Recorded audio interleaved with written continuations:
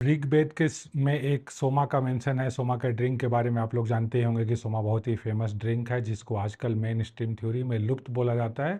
लेकिन आज हम लोग बात करेंगे, ऋग्वेद में एक स्टोरी है, वो स्टोरी बोलता है कि सोमा को चोरी किया गया है। बेसिकली वो एक्सप्लेन करता है कि सोमा अर्थ पर या इस सिविलाइजेशन, वैदिक सिविलाइजेशन के पास कैसे आया। तो उस स्टोरी बहुत सारे मंडला में, ऋग्वेद के बहुत सारे मंडला में वो स्टोरी है। लेकिन मुख्य तौर पर मंडला 4 और मंडला 9, मंडला 4 और मंडला 9 में है। बाकी मंडला 1 और बाकी में भी मेंशन है। वो स्टोरी को बेसिकली अगर शॉर्ट में बोला जाए तो स्टोरी बोलता है कि एक सुपर्णा नाम की ईगल बर्ड है। वो ईगल बर्ड उस सोमा नाम के एक ड्रिंक को बेसिकली एक कहीं दूसरे जगह से चोरी करके लाती है। उसको चोरी करने जाती है तो उसका एक जगह एक आदमी से लड़ाई भी होता है। उस आदमी का नाम कृष्णाणु बनाया गया है, अपने कृष्णा गॉड से काफ़ी मिलता जुलता नाम है, केवल लास्ट में वो ऐड किया गया है। लेकिन बेसिकली वो कृष्णा नाम ही है। तो वहाँ से वो चोरी करके बेसिकली सोमा अर्थ पर लाती है सुपर्णा बर्ड। तो ये मेन स्ट्रीम स्टोरी है। और इसको अगर हम लोग अपने हिंदू सभ्यता के हिसाब से देखें तो ये स्टोरी फर्दर इवॉल्व होता है कि वो सुपर्णा बर्ड जो है एक्चुअली गायत्री बर्ड उसका नाम हो जाता है। और बाकी स्टोरी में उसको हम लोग बोलते हैं कि वो गायत्री बर्ड ने स्वर्ग से अमृत चुराया था। तो ये एक बेसिकली वेदा से निकला हुआ स्टोरी है जिसको कि हिंदू धर्म में हमने आगे भी बढ़ाया है गायत्री के नाम पर। और गायत्री ने अमृत चुरा कर स्वर्ग से अर्थ पर लाया और उसी को सोमा के स्टोरी से लिंक किया है। तो ये तो एक स्टोरी हो गई जो कि आज मेन स्ट्रीम थ्योरी है। लेकिन दोस्तों एक और पैरेलल इसके इंटरप्रिटेशन से मैंने ऋग्वेदा काफ़ी डिटेल में पढ़ा और मैं 20 साल से लॉ प्रैक्टिस कर रहा हूँ। सोमा में काफ़ी इंटरेस्टेड हुआ क्योंकि बेसिकली ऐसा लगा कि सोमा जो है विदेशी ताकतें सोमा को अ, सोमा पर हक जमाने की कोशिश कर रही है। तो इसलिए मैंने सोमा पर रिसर्च करना चालू किया। तो बेसिकली रिसर्च के कार्यक्रम में ये पता चला, रिसर्च के दौरान ये पता चला कि उतना सिंपल नहीं है वेदा, या उतना सिंपल चीज़ें नहीं है जितना सिंपल हमें मेन स्ट्रीम में बताया जाता है। बहुत सारे उसके एडिशनल लेयर्स हो सकते हैं। तो दोस्तों इसी तरह मैं आज एक एडिशनल लेयर या इंटरप्रिटेशन की बात करूंगा। तो फर्स्टली बात हम लोग करते हैं, उसी स्टोरी पर जाते हैं जिस स्टोरी से मैंने शुरुआत की कि सोमा का चोरी किया गया। और चोरी करने के लिए फर्स्ट जो एक बर्ड का नाम आता है वो सुपर्णा बर्ड है। सुपर्णा बर्ड दोस्तों मैंने जैसे कि दूसरे वीडियो में भी बोला है कि सुपर्णा जो है बेसिकली बुद्धिस्ट स्टोरीज में भी काफ़ी इम्पोर्टेंट है और ईगल बर्ड की तरह ही दिखाया गया है। तो दोस्तों क्या एक सवाल उठता है कि क्या सुपर्णा जो है डबल एजेंट का काम कर रही थी कि उधर बुद्धिस्ट सिविलाइजेशन के लिए भी काम कर रही थी, इधर बेसिकली वैदिक सिविलाइजेशन के लिए भी काम कर रही थी। तो ये एक पॉसिबिलिटी इमर्ज होता है कि या तो डबल एजेंट थी या फिर हम लोग बोल सकते हैं कि दोनों मिथिकल नाम है, दोनों ने बेसिकली एक दूसरे से बोरो किया है। अब सवाल ये उठता है अगर बोरो किया है तो किसने किससे बोरो किया है, ये एक इम्पोर्टेंट सवाल उठता है। तो उस सवाल को अभी हम वही सवाल आज का हमारा मेन इम्पोर्टेंट डिस्कशन है, उस पर हम लोग फर्दर जाएंगे। लेकिन अगर हम लोग ये देखें कि सुपर्णा बर्ड की बात हो रही है, सुपर्णा बर्ड जो है बुद्धिस्ट से भी लिंक है। तो बेसिकली यहाँ पर एक इंटरप्रिटेशन क्लियर दिखता है कि सोमा को वैदिक सिविलाइजेशन ने बुद्धिस्ट सिविलाइजेशन से चोरी किया। उस सिविलाइजेशन, बुद्धिस्ट सिविलाइजेशन के का अगर हम लोग कुछ वर्ड्स देखें, और वर्ड्स मैंने आज ये बोर्ड पर लिख रखे हैं टू एक्सप्लेन इजीली। ये सोमा हमारा फर्स्ट वर्ड आता है जो कि बेसिकली ड्रिंक की बात करता है। लेकिन इससे रिलेटेड वर्ड देखें तो हम लोग समन, समन ये वर्ड जो है आर्कियोलॉजिकली अटेस्टेड वर्ड है। ये अशोका के एडिक्ट्स में भी, अशोका के पिलर में भी बमन और समन की बात होती है, समन की बात होती है। उसी सभ्यता, समन सभ्यता, यानी कि आज के डेट में हम लोग बोलते हैं कि बुद्धिस्ट और जैन जो हैं वो श्रमण परंपरा के हैं, इसलिए मैंने वो श्रमण भी लिख रखा है। इसी का समन का संस्कृताइज और बेसिकली प्यूरिफाइड नाम आज के डेट में श्रमण है। इसको बहुत जगह लोग सेरेमनिक भी इंग्लिश में बोलेंगे। तो बेसिकली इस परंपरा का मतलब ये है कि एक तरह से गुरु सेंट्रिक परंपरा है कि एक आदमी गुरु होगा उसकी बात बात लोग मानेंगे। इसीलिए बुद्धा, महावीर, जैन इन सब की बात होती है। से बुद्धिस्ट परंपरा से समाधि वर्ड भी काफ़ी जुड़ा हुआ है। तो ये सारे वर्ड्स आपको दिखेंगे कि सोमा से काफ़ी मिलते जुलते वर्ड हैं। ऑब्वियसली आज के डेट में मेन स्ट्रीम थ्योरी ये है कि सोमा वैदिक जो है, सोमा या वैदिक कल्चर जो है वो पुराना था, उससे ये सारे नाम चुराए गए होंगे। लेकिन मैं एक मिनट पर उस पर आता हूँ। तो आप देखेंगे कि ये दोनों जो चीज़ें हैं बेसिकली सोमा से मैच करती हैं। और और अगर आगे देखें तो मेडिवल एजेस में एक अभी आज के टाइम में बांग्लादेश में है ये सोमपुरा यूनिवर्सिटी होती थी, जैसे कि Nalanda, Takshashila, Vikramshila university, Buddhist universities काफ़ी फेमस थी। वैसे ही सोमपुरा यूनिवर्सिटी भी काफ़ी फेमस थी। सोमपुरा यूनिवर्सिटी का तंत्रा से भी बहुत लेना देना था। तंत्रा से बहुत लेना देना था बोलने का तात्पर्य ये है कि यहाँ पर इंटॉक्सिकेंट सब्सटेंसेस, भांग और अल्कोहल यूज हो रहे थे बेसिकली तंत्रा को परसू करने के लिए। सिमिलरली अगर ये तिब्बतियन टर्मोलॉजी देखें, सोमरस दा, तो ये भी सोमरस, अपना सोमरस जो वैदिक सोमा का सोमरस है उससे काफ़ी मिलता जुलता है। तो हम लोग क्या देखते हैं कि बेसिकली वैदिक सभ्यता में तो यहाँ पर सोमा की एक बार बात होती है कि सोमा आया है, उसके बाद कहानी हो जाती है कि वो लुप्त हो गया है, या दूसरी कहानी आती है कि गायत्री ने स्वर्ग से चुराकर अमृत लाया, वही कुंभ में मिला। और बहुत सारी कहानियाँ निकलती हैं, लेकिन वो कहानियाँ बेसिकली किसी कॉन्क्रीट रिजल्ट की तरफ नहीं ले जाती हैं। लेकिन यहाँ पर आप देखेंगे तो कॉन्क्रीट आर्कियोलॉजिकली अटेस्टेड टर्म्स हैं, और बेसिकली उनका आज के डेट में भी प्रूफ मिलता है। वो किताबें भी हैं जो कि हालांकि वेदा क्लेम करते हैं हम लोग कि काफ़ी पुराना है, सबसे पुराना टेक्स्ट है, लेकिन अगर एक्चुअली एविडेंस वाइज देखा जाए तो जो बुद्धिस्ट त्रिपिटक है, विनय पाटिका, तो उनका जो है वो टेक्स्ट पहले मिलते हैं। तो बेसिकली आर्कियोलॉजी पर्सपेक्टिव से ये सब टर्म्स जो हैं ज़्यादा अटेस्टेड है, ज़्यादा एविडेंस बेस्ड हैं, और ये सब टर्म मिलते हैं।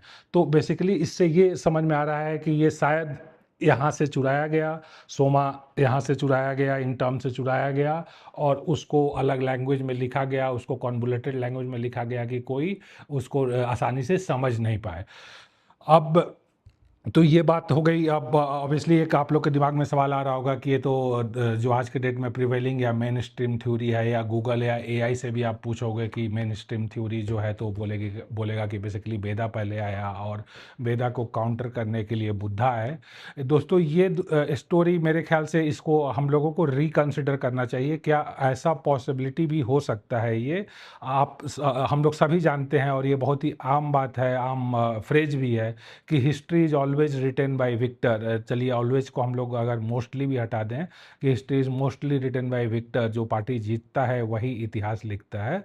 तो उस पर्सपेक्टिव से अगर आज हम लोग देखें तो एक बात क्लियर कट है कि हिंदू सभ्यता ने वैदिक सभ्यता के ऊपर इंडिया में जीत हासिल की। Hindu Hindu civilisation conquered Buddhist civilisation.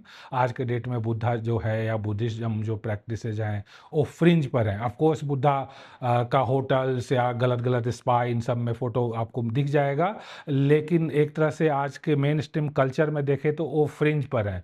तो क्या ये पॉसिबिलिटी नहीं हो सकती है कि बेसिकली ये जो बुद्धिस्ट सभ्यता थी उसको दबाया गया क्योंकि वो कमज़ोर सभ्यता थी? ये एक्चुअली सारे सोमा भी वहीं से आया होगा, बहुत सारी चीज़ें वहीं से आई होंगी बुद्धिस्ट सभ्यता से ही। उसको बाद में एक वेदा का नाम दिया गया और वेदा को कंपोज किया गया, और उसका मेन पर्पस जो है बुद्धा को साइडलाइन करना था, रादर देन जो हम लोग आज मेन स्ट्रीम थ्योरी में पढ़ते हैं कि वेदा के अगेंस्ट बुद्धा है। तो ये एक पॉसिबिलिटी ओपन करता है कि बुद्धा के अगेंस्ट वेदा आया। बुद्धिस्ट सिविलाइजेशन जो है ज़्यादा पुराना है इंडिया में, और इसका बेसिकली इन अटेस्टेड टर्म्स जो है समन, जो अशोका के एडिक्ट्स में मिलता है, उनसे भी होता है, क्लियर होता है। और इवन टू लार्ज एक्सटेंट अगर इंडस वैली सिविलाइजेशन हम लोग देखें, उस पर मैं एक अलग वीडियो बनाऊंगा, उससे भी ये पता चलता है कि वो काफ़ी बुद्धिस्ट सिविलाइजेशन के नज़दीक होने का ज़्यादा चांस है एज अपोज टू वैदिक सिविलाइजेशन।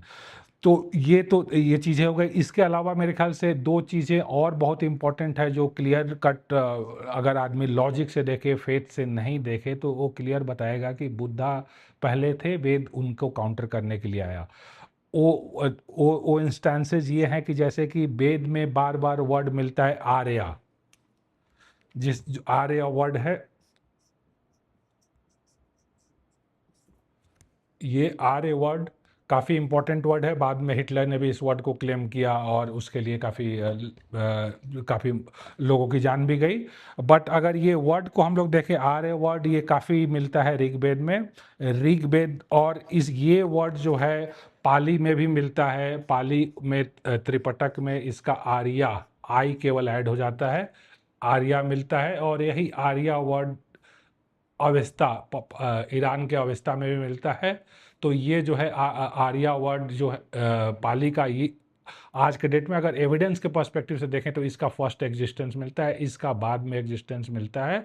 बट एनीवे अगर वो छोड़ दें कि किसका एग्जिस्टेंस पहले मिलता है या बाद में मिलता है, लेकिन 1 मिनट के लिए हम लोग मेन स्ट्रीम थ्योरी को अगर टेस्ट करें कि जो थ्योरी बोलती है कि वेदा वेदाज के अगेंस्ट, वेदा के रिएक्शन में बुद्धा है, तो अगर वेदा में आर्या वर्ड मेंशन है और आर्या वर्ड जो है वेदा का रिफर कर, वेदा ऑल्सो एक तरह से कास्ट और डिवीजन ऑफ सोसाइटी की बात कर रहा है। ऋग्वेद में भी डिवीजन ऑफ सोसाइटी की बात है, ब्राह्मण, क्षत्रिय, शूद्र, वैश्य, इन सब की बात है। तो उन सबको बातों को कर रहा है और वहाँ पर आर्य टर्मिनोलॉजी है।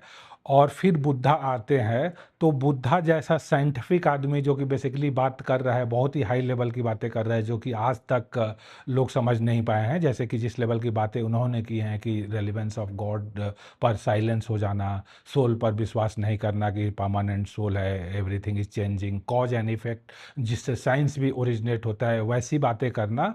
और उसके बाद बेसिकली जिस सिविलाइजेशन के अगेंस्ट वो आ रहे हैं, वैदिक सिविलाइजेशन के अगेंस्ट आ रहे हैं, ये हमारी मेन स्ट्रीम थ्योरी बोलती है। तो उस वैदिक सिविलाइजेशन के अगेंस्ट आ रहे हैं, तो उसी सिविलाइजेशन का टर्म, आर्या टर्म, वो यूज करेंगे। तो बेसिकली ये काफ़ी इलॉजिकल लगता है कि Buddha, when Buddha is rising against Aryan civilization और वैदिक सिविलाइजेशन, वो आर्य टर्म बार बार यूज करेंगे अपने बोलचाल की भाषा में, या फिर बुद्धिस्ट सिविलाइजेशन भी त्रिपिटक में उसको यूज करेगा। बुद्धिस्ट सिविलाइजेशन में जैसा कि आप लोगों को मालूम होगा कि बुद्धिस्ट सिविलाइजेशन में जो आर्य वर्ड है, ये बेसिकली कास्ट से रिलेटेड नहीं है या किसी चीज़ से नहीं, इसको बेसिकली नोबल पर्सन, जेंटलमैन, इसके कॉन्टेक्स्ट में आर्य को यूज किया गया है। तो बुद्धा बार बार आर्य टर्म यूज कर रहे हैं, या अब बुद्धा का चलिए छोड़िए, हमारे पास कोई अटेस्टेड नहीं है कि वो क्या बोल रहे थे, आर्य बोल रहे थे या नहीं बोल रहे थे। बट त्रिपिटक जिनका की एग्जिस्टेंस काफ़ी पहले से अटेस्टेड है, एविडेंस वाइज उनका क्लियर कट है कि वेदा से पहले प्रूफ मिल गया है कि ये था, वो चाइना से मिला है। तो 700 800 एडी में हमें मिल गए हैं चीज़ें कि जो कि बेसिकली ट्रेस कर सकते हैं हम लोग की BC एरा में लिखी गई थी या अर्ली AD एरा में। जहाँ तक वेदा की बात है, तो अटेस्टेड जो वर्जन है, even government of India admit करता है कि अटेस्टेड वर्जन जो है 1400 का है, 1460 या 1470 के करीब का है। तो वो वर्जन मिलता है, तो उसमें बेसिकली आर्य टर्म यूज है, किसी और कॉन्टेक्स्ट में, त्रिपिटक में नोबल पर्सन के कॉन्टेक्स्ट में है। तो बेसिकली उसी पॉइंट पर, सिंपल पॉइंट पर मेरा सिंपल क्वेश्चन यही है कि अगर बुद्धा को ये मालूम था कि वैदिक सिविलाइजेशन के मैं अगेंस्ट हूँ, वैदिक सिविलाइजेशन के अगेंस्ट वो बोल रहे थे, तो फिर ये आर्य टर्म यूज करने का कोई लॉजिक नहीं था, और उन्होंने, या त्रिपिटक में भी कोई लॉजिक नहीं था।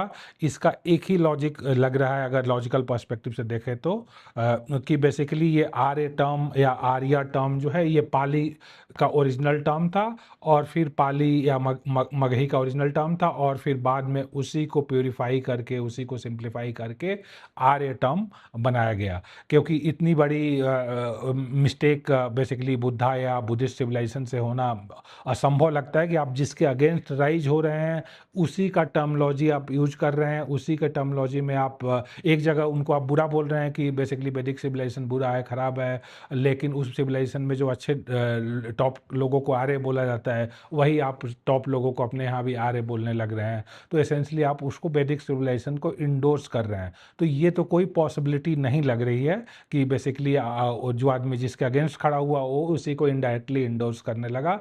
इसको बेसिकली यही एक पॉसिबिलिटी इस सिनारियो में इमर्ज हो रही है कि हिस्ट्री या फिर स्क्रिप्चर्स भी they have been written by victor, या वही कल्चर्स ने लिखा है, वही सिविलाइजेशन या वही लोगों ने लिखा है जो कि बेसिकली आपस की लड़ाई में जिन्होंने जीत हासिल की। तो हमारे यहाँ पर उस पर्सपेक्टिव से देखें तो बेसिकली हिंदू सिविलाइजेशन ने जीत हासिल की, तो बुद्धिस्ट कल्चर या बुद्धिज़्म को लगभग ख़त्म कर दिया।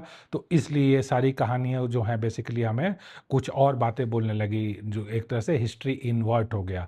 और ये ऐसा फर्स्ट इंस्टेंस नहीं होगा, हमेशा हिस्ट्री इन्वर्ट होता है। आप देखेंगे हमेशा डिस्कशन चलता है हिस्ट्री में क्या सही था या क्या गलत था, तो उस पर्सपेक्टिव से इसको भी देखना चाहिए। ऑफ कोर्स हमारे हिंदू वाले में दूसरा स्टोरी है कि उस स्टोरी का भी अपना रेलिवेंस है। तो मैं ये नहीं बोल रहा हूँ कि दोनों में से कौन सी स्टोरी क्या सही है, लेकिन लॉजिकल माइंड से अगर देखें तो ये स्टोरी भी काफ़ी लॉजिकल लगती है। आप अपना व्यूज़ अपने कमेंट मेरे इसमें कमेंट में छोड़िए कि कौन आपके हिसाब से कौन सा व्यू सही है या कुछ और व्यू पॉसिबिलिटी है। तो थैंक यू दोस्तों, नमस्कार।